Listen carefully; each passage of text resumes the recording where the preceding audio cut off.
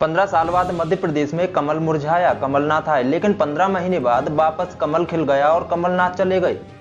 कुर्सी की चाहत, नेताओं का अहंकार, महत्वाकांक्षा, लालच, कई वजह हैं जिस पर कांग्रेस को सोचना है। लेकिन एक और अहम बात उसे परेशान कर सकती है, वो है दलितों, पिछड़े वर्ग की नाराजगी। राज्य में जिन 25 सीटों पर अब उपचुनाव होंगे उसमें 9 सीटें आरक्षित हैं, 8 अनुसूचित जाति, 1 अनुसूचित जनजाति के लिए।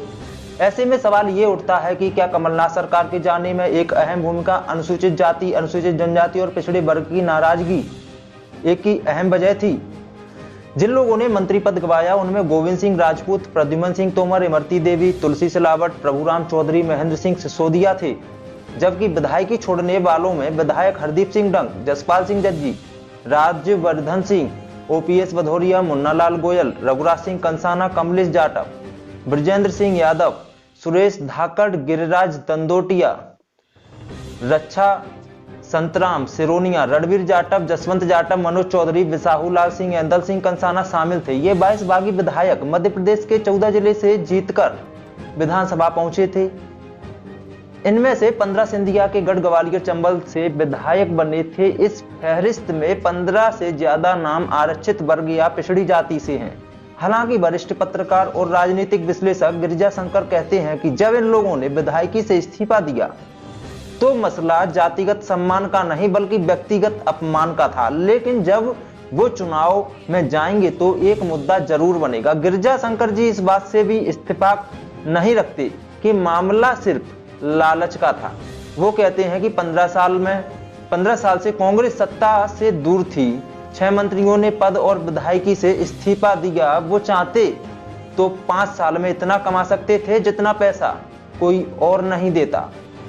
जो मिला उसे छोड़कर जो मिलने वाला है उसके लिए कम से कम मंत्री इस्तीफा नहीं देते।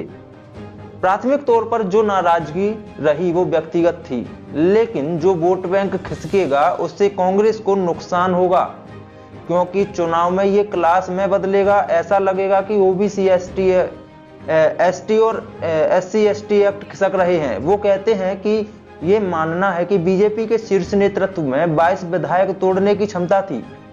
पार्टी को क्षमता से अधिक मूल्यांकन करना होगा। 2 से 4 को तोड़ा जा सकता है, लेकिन 22 की तादाद को तोड़ना बहुत ही मुश्किल है। इनको सिंधिया के समर्थकों के तौर पर भी तोड़ना सिंधिया को ओवर एस्टिमेट करने जैसा होगा, जैसे बिसाहूलाल सिंह या ऐंदल सिंह कंसाना सिंधिया समर्थक नहीं थे, लेकिन इनके अपमान ने बागी बना दिया। सिंधिया की नाराजगी से इन्हें मौका मिला, विद्रोह करने का मौका मिला। आदिवासी खुले तौर पर कह रहे हैं कि कांग्रेस उनसे धोखा कर रही है। पूर्व वन मंत्री उमंग सिंघार ने तो कांग्रेस के शीर्ष नेतृत्व को भी चिट्ठी लिखी थी। ये पहली बार नहीं है कि शिवभान सिंह सोलंकी जैसे आदिवासी नेता को सालों पहले राजपूत लॉबी ने मुख्यमंत्री नहीं बनने दिया। जमुना देवी जैसी कद्दावर आदिवासी नेता को किनारे कर 47 साल के दिग्विजय सिंह को मुख्यमंत्री बनाया गया। जमुना देवी लगातार आरोप लगाती रही कि वो दिग्विजय के तंदूर में जल रही हैं। आदिवासी दलित हाशिए पर हैं। सुभाष यादव उप मुख्यमंत्री रहे, लेकिन ओबीसी वर्ग से भी किसी बड़े नाम को आगे नहीं बढ़ने दिया।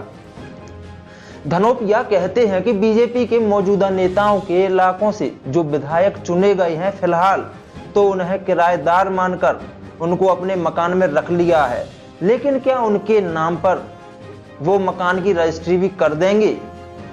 वहीं ग्वालियर चंबल क्षेत्र के 16 सीटों पर कांग्रेस रणनीति बनानी शुरू कर दी है।